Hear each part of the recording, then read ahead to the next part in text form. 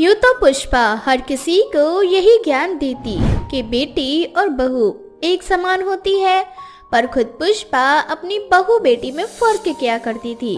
ऐसे ही एक दिन पुष्पा की बहू पूजा की तबीयत कुछ ठीक नहीं होती, जिस वजह से वो सुबह का नाश्ता जल्दी नहीं बना पाती। माँ देखो, मेरे कॉलेज जाने का समय हो गया पर अब तक भाभी ने नाश्ता नहीं बनाया। जानबूझकर भाभी हमेशा लेट करती है ताकि मैं कॉलेज ही ना जा पाऊँ। इस कलमोही से तो मैं बहुत ज्यादा परेशान हो चुकी हूँ। ना जाने इसके माँ बाप ने क्या सिखाया है इसे। अरे पूजा बहू, पूरा दिन सोना है क्या तुम्हें? नाश्ता वास्ता नहीं बनाना क्या? पुष्पा की आवाज सुनकर राजीव की आंख खुलती है और वो देखता है कि पूजा की तबीयत बहुत ज्यादा खराब है, इसलिए वो उसे आराम करने के लिए कहता है और खुद बाहर जाकर अपनी माँ से बोलता है। माँ क्या हो गया? क्यों सुबह सुबह पूरा घर सर पर उठा रखा है? पूजा की तबीयत ठीक नहीं है और वैसे भी किरण के कॉलेज खत्म हो चुके हैं। अब उसे किस कॉलेज जाना है? माँ किरण से कहो कि घर का कामकाज सीख ले और आज भाभी की जगह वो खुद नाश्ता बनाए। माँ भैया तो जोरू के गुलाम बन चुके हैं। माँ आप ही बताओ, मैं कुछ दिनों की तो मेहमान हूँ इस घर में, और भला मेहमान से कौन काम करवाता है? कुछ महीने बाद मेरी भी शादी हो जाएगी, फिर मैं भी अपने ससुराल में इसी तरह से काम करूँगी। क्या मैं कुछ दिन अपने मायके में रहकर आराम नहीं कर सकती? हाँ मेरी बेटी, क्यों नहीं। अगर वो कलमुही तेरे लिए नाश्ता नहीं बनाएगी तो मैं खुद तेरे लिए नाश्ता बना देती हूँ। इस तरह से पुष्पा खुद नाश्ता बनाती है, पर वो पूरे दिन अपनी बहू का जीना हराम कर देती है। वो बार बार उसे ताने देती है, उसे खड़ी खोटी सुनाती है। अब ऐसे ही दिन बीतता जाता है और पुष्पा इसी तरह से बहू बेटी में फर्क करती रहती है। ये सब्जी जलने की बदबू, अरे ओ कलमुही कहाँ मर गई? अरे गैस पे सब्जी रखी थी, सारी की सारी सब्जी जला दी इसने। माँ जी मुझे माफ कर दीजिए, वो दरअसल राजीव जी की फाइल नहीं मिल रही थी तो मैं उसे ही ढूंढने लगी, और जब मैं यहाँ आई तब तक सब्जी जल चुकी थी। तेरे इस रोज रोज के बहाने से मैं तंग आ चुकी हूँ। तू साफ साफ बोल दे कि तुझे घर का काम ही नहीं आता। माँ जी ऐसा नहीं है।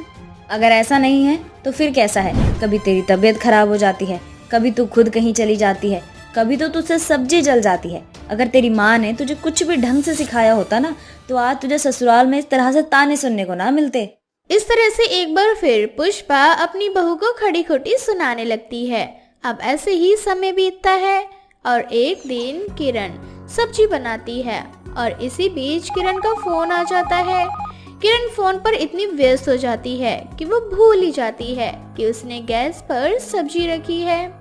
किरण तुम्हारा ध्यान कहाँ है? तुम सब्जी के पास खड़ी होकर फोन पर बात कर रही हो। तुम्हारे सामने सब्जी जल रही है और तुम्हारा सब्जी पर ध्यान ही नहीं है।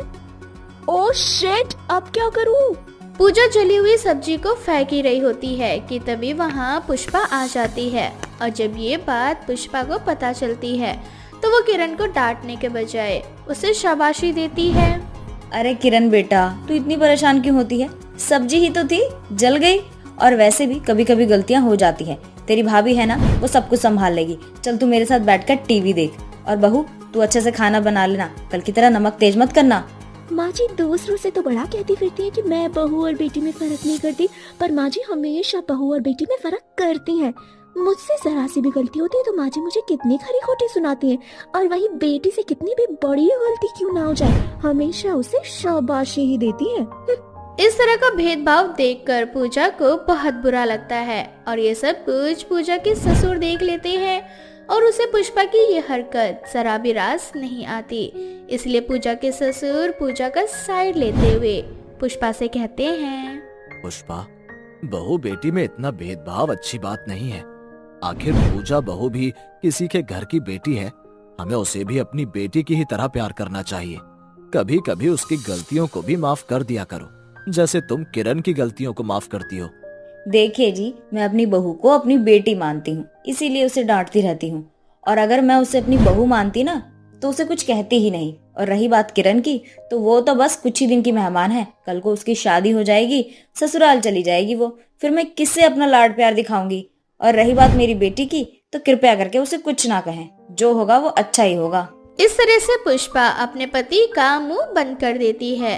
अब समय यूं ही बीतता है और बहुत जल्द किरण की शादी हो जाती है। शादी होने के बाद भी पुष्पा पूजा के साथ बातचीत ना करके अपनी बेटी के साथ हर समय फोन पर बात करती। ऐसे ही एक दिन, अच्छा सुनिए ना, किरण की बहुत याद आ रही है। किरण और दामाद जी भी कुछ दिनों के लिए बुला रहे हैं। पुष्पा, बेटी के ससुराल जाना ठीक नहीं है। अरे 1-2 दिन की तो बात है, दामाद जी भी कितना रिक्वेस्ट कर रहे हैं, मान क्यों नहीं जाते। पुष्पा के काफी जिद करने पर अब पुष्पा अपने पति के साथ कुछ दिनों के लिए अपनी बेटी के घर जाती है, जहां पुष्पा देखती है कि उसके ससुराल वालों ने उसकी बेटी को रानी बना रखा है। किरण के ससुराल वाले बेटी और बहू में किसी भी तरह का कोई भेदभाव नहीं करते और किरण का पति भी हमेशा उसकी मदद करता है। अपनी बेटी को इस तरह से ससुराल में खुश देखकर मुझे बहुत ज्यादा खुशी मिल रही है। देखो दामाद जी कैसे हमारी बिटिया के साथ खाना बनाने में मदद कर रहे हैं। आखिर हमारी बिटिया को सही से खाना बनाना जो नहीं आता। अगर किरण को तुम शादी से पहले ही सारा काम सिखा देती तो दामाद जी को उसकी मदद करने की जरूरत नहीं पड़ती।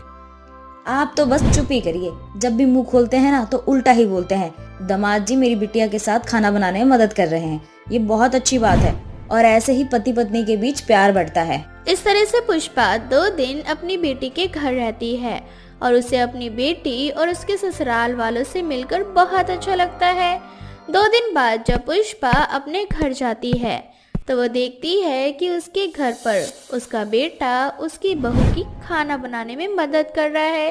ये देखकर पुष्पा को बहुत गुस्सा आता है और वो अपने बेटे से बोलती है, लोग कहते हैं कि बेटे माँ के लाडले होते हैं, पर मेरा बेटा तो जोरू का गुलाम है।